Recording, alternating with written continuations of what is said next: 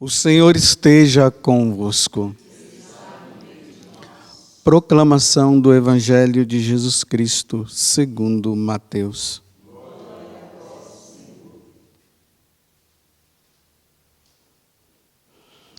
Naquele tempo, vendo uma multidão ao seu redor, Jesus mandou passar para outra margem do lago. Então, um mestre da lei aproximou-se e disse: Mestre, eu te seguirei aonde quer que tu vás. Jesus lhe respondeu: As raposas têm suas tocas, e as aves dos céus têm seus ninhos. Mas o Filho do Homem não tem onde reclinar a cabeça. Um outro dos discípulos disse a Jesus: Senhor, permite-me que primeiro eu vá sepultar meu pai. Mas Jesus lhe respondeu: Segue-me e deixa que os mortos sepultem os seus mortos. Palavra da salvação.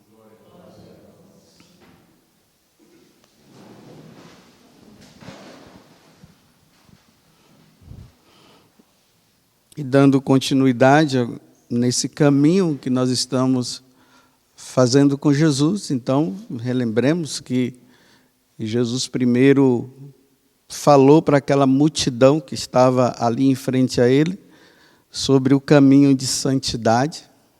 Então foi todo o sermão da montanha. Depois Jesus desce da montanha, encontra o leproso, e aí a caminhada vai acontecendo. E agora duas pessoas bem significativas, assim, dentro daquele grupo que estava ali, se apresenta agora para Jesus, dizendo, Mestre, eu te seguirei aonde quer que tu vás. Vocês percebam até que não foi nenhuma iniciativa própria de Jesus, Foi ele que foi o mestre da lei. Não sei se o mestre da lei, vendo tantos milagres e tantas coisas, ele vai diante de Jesus e agora está querendo seguir.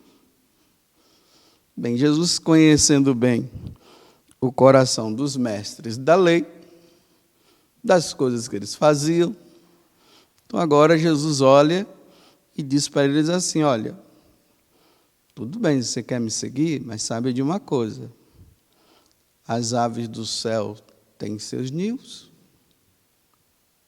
mas o Filho do Homem não tem onde reclinar a cabeça. Em outras palavras, Jesus está dizendo: você quer me seguir? Tudo bem. Mas não pense que você vai ficar rico, não.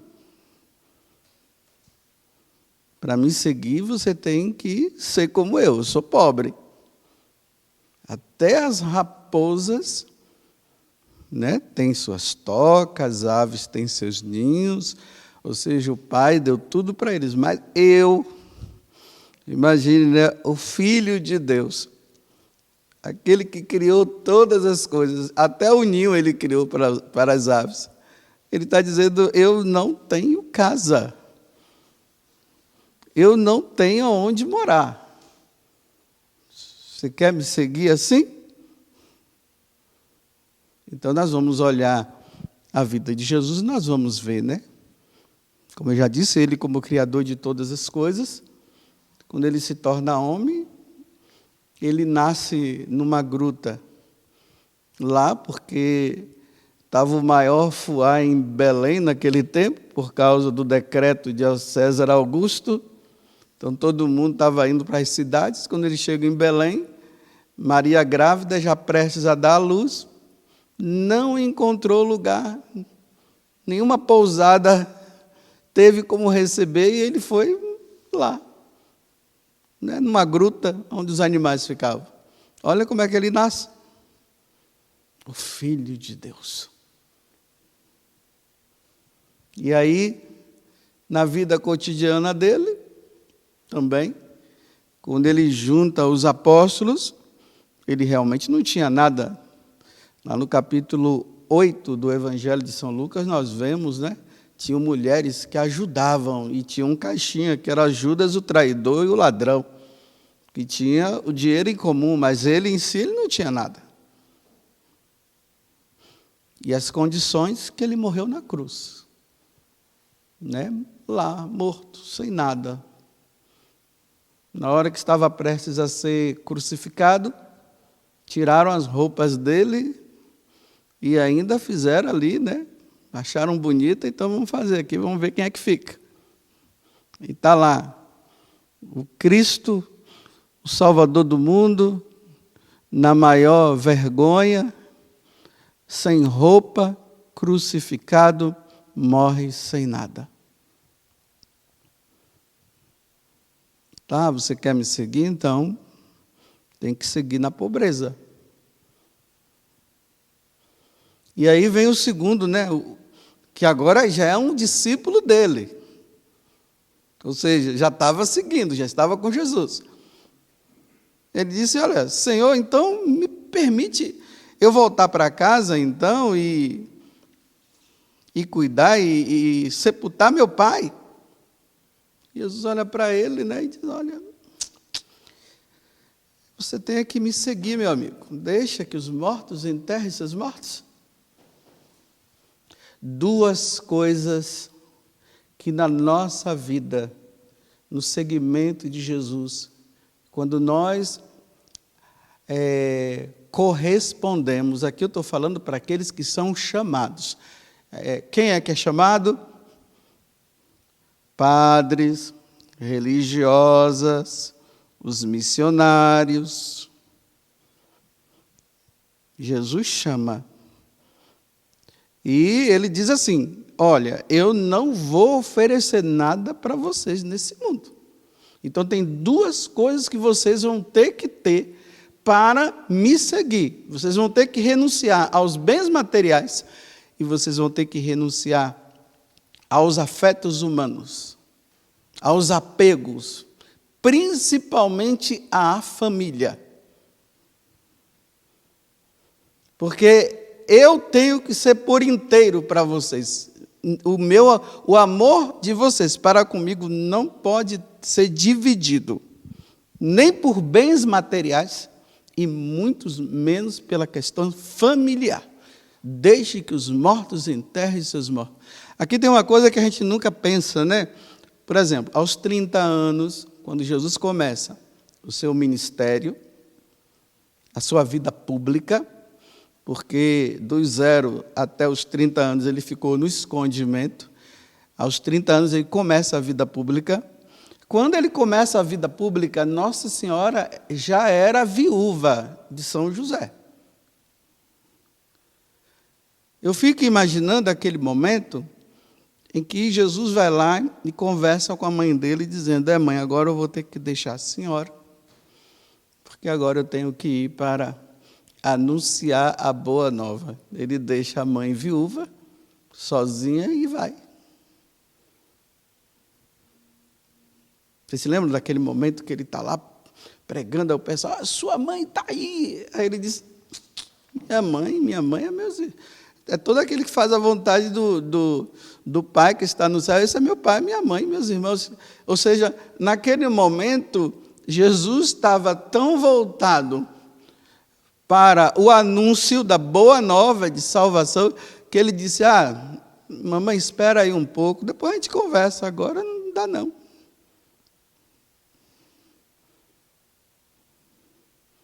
Seguir Jesus tem que ter essas condições. Lá nos documentos do Concílio Vaticano II, tem um que se chama Presbyterorum Ordinis.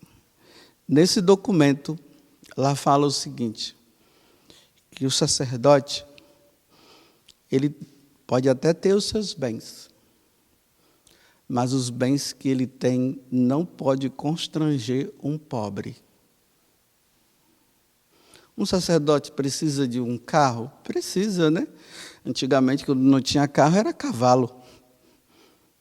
Aí os padres, né, eles iam em cima de um burrinho, mas não iam num cavalo puro sangue. Cavalo puro sangue só para os ricos. Você via lá os padres em cima de um burrinho indo para celebrar a missa, para ir dar a unção dos enfermos para alguém, ou a pé.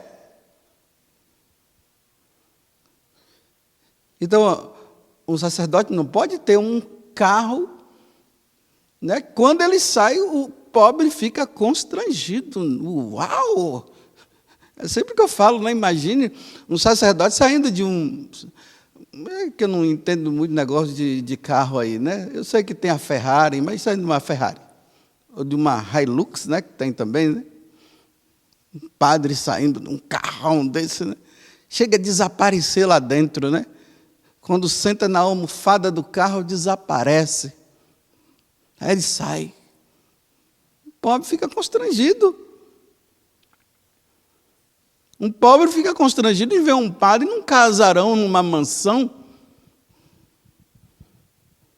O pobre entra lá, não sabe nem onde sentar, porque é tanto luxo.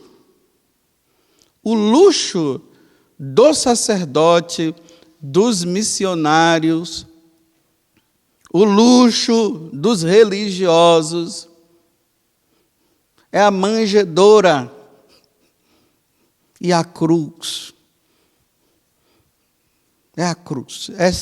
Esse é o luxo do sacerdote, dos religiosos, dos missionários. Mas é tantas aberrações que nós vemos hoje que parece que pregar o evangelho está dando lucro, né? Parece que hoje pregar o evangelho está dando dinheiro, porque é uma calamidade pública.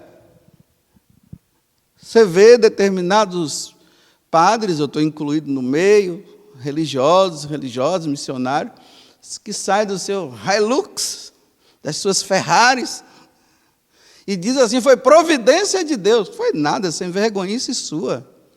Sem vergonhice. Você está usando a providência para manipular algo que você estava querendo mesmo.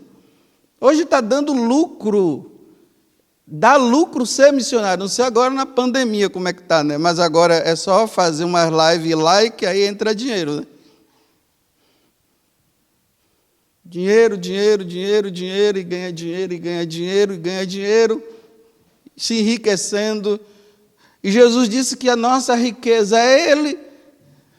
A riqueza do missionário, dos religiosos, de nós padres e tudo, é Jesus eucarístico, é a nossa riqueza, é a nossa preciosidade.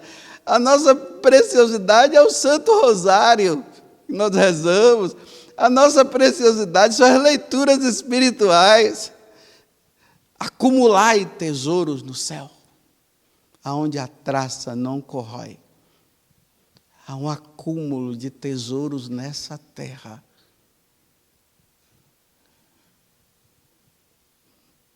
Bem, para nós católicos, seguir Jesus é na pobreza.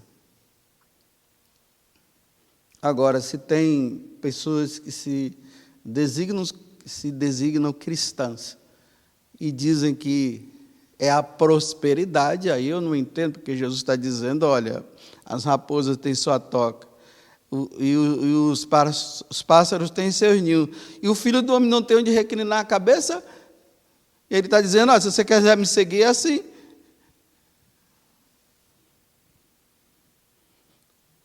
Não podeis servir a Deus e ao dinheiro, porque você ou ama um e odeia o outro, e assim vice-versa. São Paulo, quando ele escreve para Timóteo, ele diz que os males existentes no mundo é por causa do amor ao dinheiro. E é verdade, né? Quantas famílias que se desfizeram quando os pais morreram, né? Porque agora estão brigando pela herança e agora não se falam mais. Quantas pessoas que abandonaram suas famílias por amor ao dinheiro. E hoje a gente encontra as pessoas lutando pelos seus direitos, né? Eu quero dinheiro. Porque eu estou servindo a Deus, porque aí usa, aí manipula. Olha a manipulação da palavra de Deus, né? Porque o operário é digno do seu salário. Aí, ó. Está vendo? A manipulação da palavra. Vai olhar para Jesus Cristo. Ninguém quer olhar para Jesus. Quer Mamon. Mamon é o Deus do dinheiro.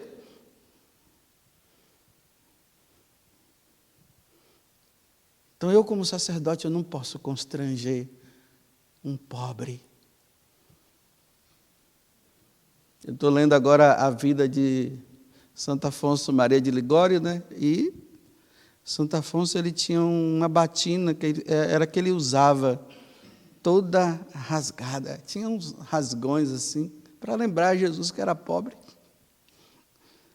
Quando ele ia em determinados lugares, o pessoal ficava até desprezando, né? Porque aquela batina rasgada.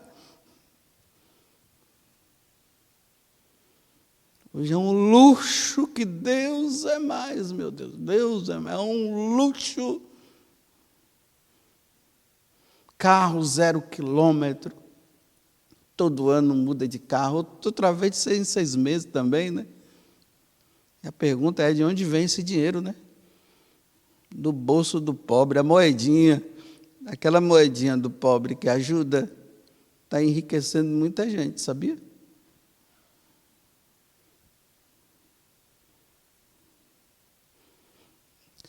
E a outra coisa, né?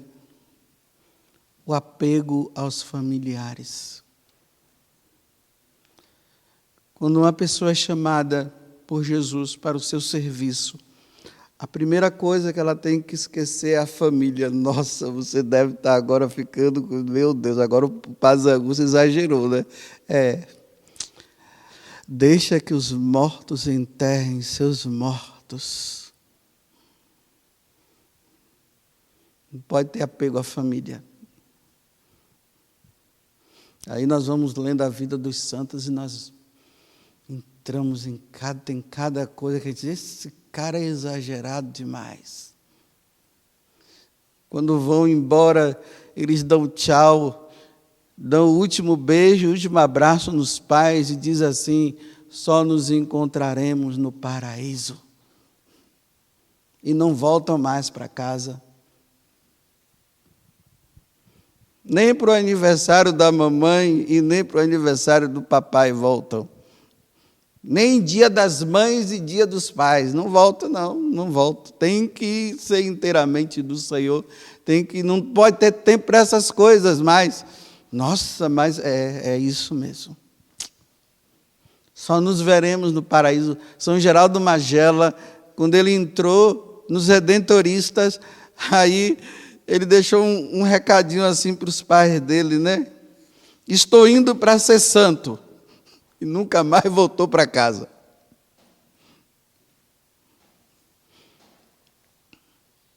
Que vida de desapego.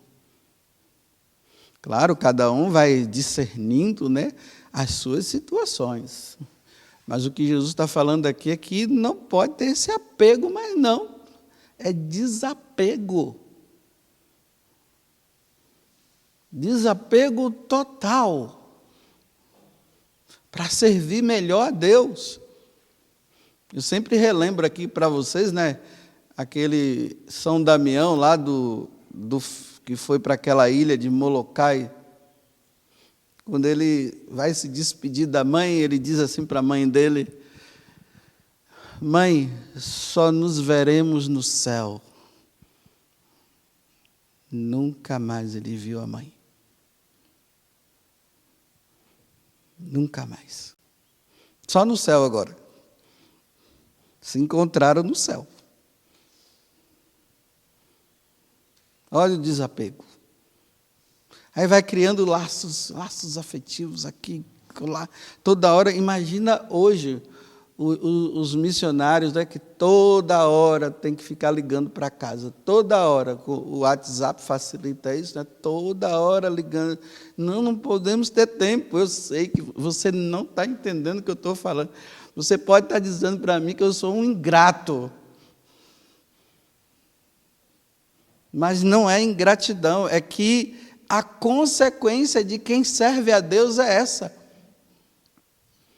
Eu já disse aqui para vocês, por exemplo, né? Eu como sacerdote, eu celebro a missa para as mães, mas não para minha mãe, Quem celebra a missa para minha mãe é o pároco dela lá. É o pároco de lá. Eu não vou sair daqui para ir celebrar a missa para minha mãe, do Dia das Mães. Porque é exigente a vida. A vida sacerdotal é exigente, muito exigente. Às vezes a gente fica até na dúvida, meu Deus, será que eu estou pecando contra a caridade? Mas ele está dizendo, deixe que os mortos enterrem seus mortos, então não estou indo contra a caridade. Que vida dura! Mas é por amor a Deus. Aí não se torna duro, porque é por amor a Deus. Eu não saí de casa para ir para os Estados Unidos para ganhar dinheiro. Nem, sabe lá, para ganhar fama. Não, eu saí de casa porque Deus um dia me chamou. E eu tive que ir. Eu termino, né? Tem uma pessoa que eu acompanho. Essa pessoa é nova. Ela se sente chamada à vida religiosa. E aí eu venho fazendo um trabalho. Por que Jesus te chamou? Aí fala. Você sabe como foi que aconteceu? Aí foi assim, padre. Ok, então vamos. Então você se sente chamada para onde? Olha, esse tipo de vida aqui. Ótimo, vai rezando. Olha, lê esse livro aqui que vai te ajudar. Aí agora chegou numa idade que eu disse assim, e aí? Já está na hora de procurar as freiras, não está? Mas eu tenho que falar primeiro com meus pais. Esse negócio dos pais é difícil. Eu disse, então, está na hora, né? Mas eu acho que seus pais já perceberam, né? Eles já perceberam. Mas por que você não falou ainda? Mas é assim, pai, não sei o que e tal. Mas está na hora. Os passos têm que continuar, né? E aí, você vai falar quando? Hoje. Então, tá bom. Então, depois que você conversar, você fala comigo, que você falou, para ver, para estimular, para ver se a pessoa vai falar ou não. Que horas? Eu fui falando, né, às vezes, na hora do almoço, na hora do jantar, é um momento bom e tal. Então, na hora do almoço. Aí já falou para mim, já falei, padre. Minha mãe ficou muito emocionada. O meu pai arregalou os olhos.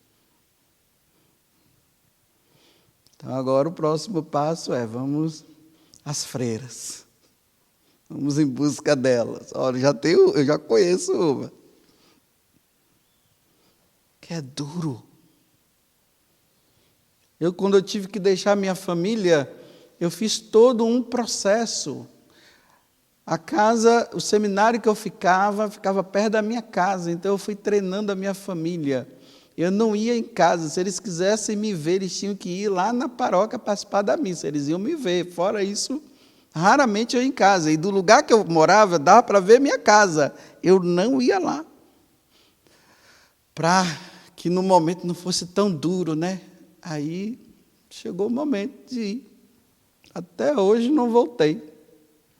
Vou lá, sim, nas férias. E eu também tenho uma dificuldade com férias, que não é nem todo ano que eu tiro férias. Porque às vezes eu vou de férias para casa e fico, meu Deus, o que é que eu vou fazer aqui? Eu não sei o que é que eu vou fazer. Eu fico lá com a minha mãe o tempo todo, em casa. O tempo todo. Mas não sou muito de férias, não. É doido, eu sou doido. Eu já disse para vocês, não vão na minha onda não, que eu sou doido. É que eu tenho um amor a Jesus Cristo tão grande que, às vezes, até nas férias eu fico calculando, meu Deus, eu vou de férias, mas o que é que eu vou fazer nas férias? Na praia eu não vou, cinema eu não vou. Eu não sei para onde é que eu vou. Eu fico em casa com a minha mãe, celebro a missa, rezo o texto com ela, depois eu vou embora. Porque tem coisas que eu já deixei, né? Eu até tentei algumas vezes aí na praia, com algumas pessoas aí, mas eu não me sinto bem lá, eu não quero ir mais não. Não me sinto bem. Não dá, é um lugar que para mim não dá certo. Eu fico pecando toda hora com os olhos, não dá para mim.